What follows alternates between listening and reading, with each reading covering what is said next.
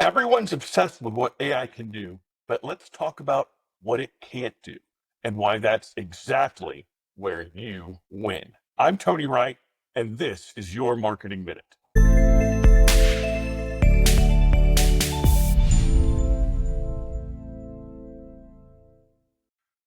ChatGPT is fast, it's smart, and yes, it can crank out content in seconds. But here's the truth. AI doesn't understand nuance, and it can't feel pain, joy, fear, or hope. It doesn't know your audience's real struggles. It just predicts the next word. You live it. You get people.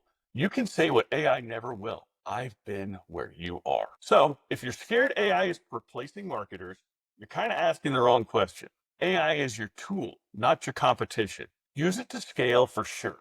But your edge, that's your humanity, your lived experience, your gut instinct. The future isn't human or AI, it's human plus AI.